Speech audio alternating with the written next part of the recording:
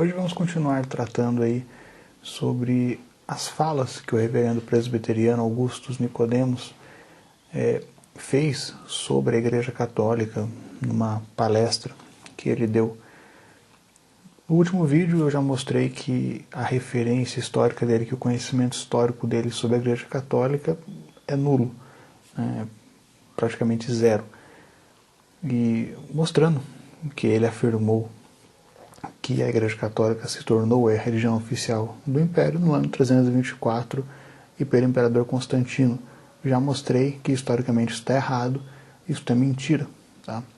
E hoje eu vou continuar apontando aí os erros dele e respondendo, e mostrando qual que é a verdadeira fé católica e o fundamento para que nós católicos creiamos em determinadas coisas. Tá? No minuto 9, ele vai falar sobre a Reforma Protestante, e ali ele encerra a parte que ele fala da história da Igreja Católica, que ele desconhece. Mas aí ele vai falar sobre a Reforma Protestante, então ele vai falar de Lutero, que Lutero foi contra as indulgências, que tudo girou em torno disso e tal, e ele fez as 95 teses, colou na porta lá da igreja e tal. Então, falando sobre Lutero, eu não preciso aqui entrar na história da Reforma Protestante, tá? Que isso daí quase todo mundo sabe, e a história da Reforma Protestante é muito grande, o contexto, quem foi Lutero, então é algo muito extenso. Tá? Mas não é esse o foco, certo? O foco ele falou de Lutero, então Lutero é o grande salvador, da igreja, porque Lutero questionou coisas erradas na igreja, então Lutero só queria que a igreja voltasse a ser aquela igreja do início, a igreja dos apóstolos, a igreja do evangelho. Nossa, Lutero é praticamente um mártir, certo? Então ele transforma Lutero ali praticamente num super-herói. O que é interessante é que Jesus afirmou que nunca abandonaria os apóstolos, que enviaria o Espírito Santo para os apóstolos continuarem o trabalho na igreja. E se Lutero foi o grande salvador de tudo, parece que Deus abandonou a igreja durante 1500 anos, Porque se a igreja católica é esse monstro que todo mundo fala, a igreja católica deturpou o evangelho, e essa bobagem toda que esses protestantes falam, e essa coisa toda, por que Deus esperou 1500 anos para levantar um homem santo e bom, e, nossa, quase um ser divino que foi Lutero? Tem alguma coisa errada. Ou Deus abandonou a igreja, ou Lutero foi levantado pelo demônio para poder dividir a igreja. E se a religião que Lutero fundou está certa, por que hoje aí tem milhares e milhares e milhares pregando coisas diferentes de Lutero? O problema que Lutero criou, a apostasia de Lutero, a heresia de Lutero, deu origem a milhares de outras igrejas apóstatas e absurdos, e pregando coisas, e vendendo vassoura, e vendendo azeite por R$100, e feijãozinho mágico. Então, qual que é o problema? Será que a Igreja Católica estava errada? Estava tão errada assim? Agora eles estão certos. O que veio de Lutero depois de Lutero está certo, não tem problema. Mas, vamos seguir nessa linha, vamos ver o que o Lutero pensava. Então, no minuto 9 ele fala sobre a Reforma Protestante, Lutero, salvador da humanidade. No minuto 31 e 4 segundos, ele vai falar dos dogmas católicos com relação a Nossa Senhora, Imaculada Conceição, a Assunção de Maria, e o fato de Maria ser mãe de Deus. E ele, muito inteligente, ele falou assim: Maria foi concebida sem pecado, a mãe dela tinha que ser sem pecado, o vô dela sem pecado, e assim tinha uma geração de seres humanos santos na Terra. Então, assim, extremamente cínico e com argumentação de criança. Porque você pensa, Maria sem pecado, então você crê que Deus conseguiu fazer com que o filho dele, e isso daí no minuto 32 e 46 ele comete um erro enorme, ele fala uma heresia absurda, mas Deus se encarna, Deus desce até a humanidade no seio da Virgem Maria, Deus fez com que uma virgem concebesse seu filho, ou seja, Deus se encarnou no seio de uma virgem. Tá? Então a própria concepção de Deus ali já é milagrosa. Né? Isso prova que Deus pode fazer o que Ele quiser, Ele tem milagre. Por que é absurdo você pensar que como Deus escolheu Maria, né, Ele poderia e Ele conseguiu, né, com que Maria fosse alguém totalmente diferente. Ele quis que Maria não fosse corrompida pelo pecado original. Entende? Ele preservou Maria da mancha do pecado. Todos nós que nascemos, nós somos escravos do pecado, nós temos uma tendência natural por conta do pecado ao mal. Ele preservou que a mãe do seu filho tivesse isso. Então eles né, acreditam que Deus se fez homem no seio de uma virgem, mas para eles é inconcebível que Deus tenha preservado a virgem do pecado. Que isso só seria possível se a mãe dela também tivesse, se a avó dela também tivesse, e por aí vai. Então assim, não é uma questão não está na Bíblia. É uma questão de desprezo, de birrinha. Eles têm algum problema. É aquela coisa, né? O demônio sempre tem problema com Nossa Senhora, né? Então acho que é por isso que os protestantes não gostam muito de Maria, ou ficam criando coisas com Maria. O problema é que é o seguinte, lá no começo do vídeo, ele transforma Lutero no Batman, tá? E no minuto 31, ele fica de cinismo, de coisinha com Nossa Senhora. O problema é que Lutero nunca teve problema com Nossa Senhora. Calvino, da qual a igreja presbiteriana meio que surgiu, né, do calvinismo, nunca teve problema com Nossa Senhora, nunca negou a virgindade perpétua de Maria. Prova disso são os escritos do próprio Lutero. Esse pastor ele cita aí as 95 teses de Lutero. Eu duvido que ele tenha lido alguma coisa sobre Lutero. Porque se ele tivesse lido alguma coisa sobre Lutero, ele não teria nada contra afirmar que Maria é mãe de Deus, né? Que Maria é virgem. Ele não teria nada contra afirmar isso, porque Lutero diz isso. Eu vou colocar para vocês verem aí o texto e a fonte, tá? Então Lutero diz o seguinte, leiam junto. Deus não recebeu a sua divindade de Maria. Todavia, não segue que seja consequentemente errado afirmar que Deus foi carregado por Maria, que Deus é filho de Maria e que Maria é a mãe de Deus. Ela é a mãe verdadeira de Deus, a portadora de Deus. Maria amamentou o próprio Deus. Ele foi embalado para dormir por ela, foi alimentado por ela. Para o Deus e para o homem, uma só pessoa, um só filho, um só Jesus, e não dois Cristos, assim como seu filho não são dois filhos.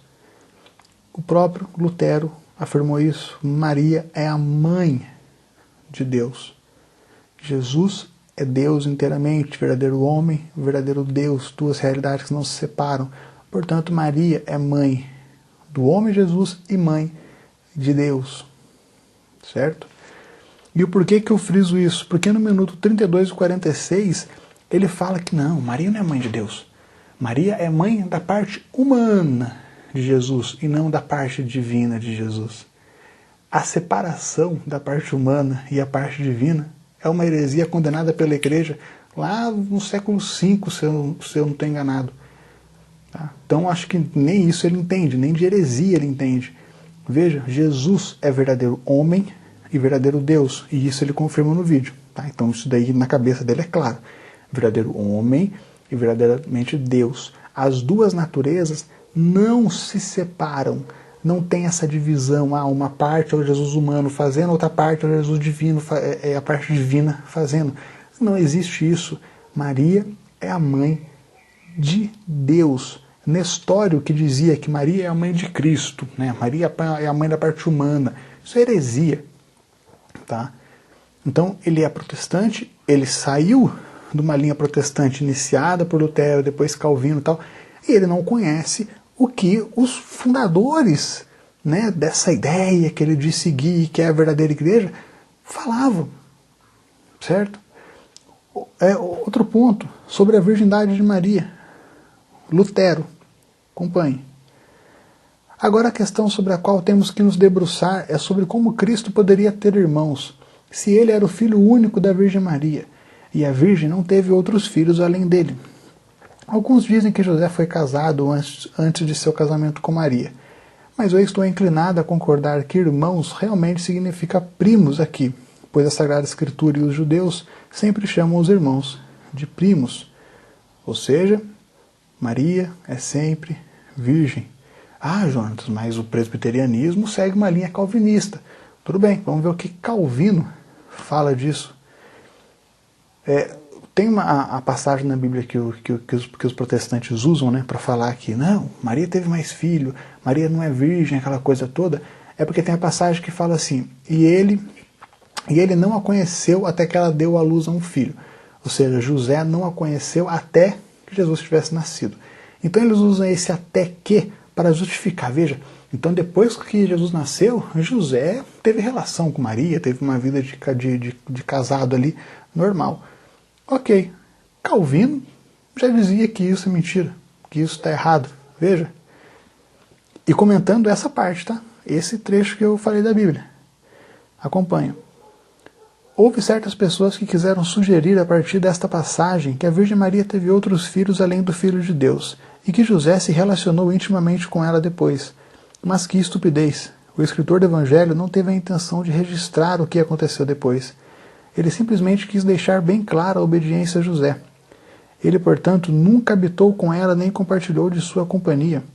Além disso, nosso Senhor Jesus Cristo é chamado do primogênito. E isso não é porque houve um segundo ou terceiro filho, mas porque o escritor do Evangelho está destacando sua precedência.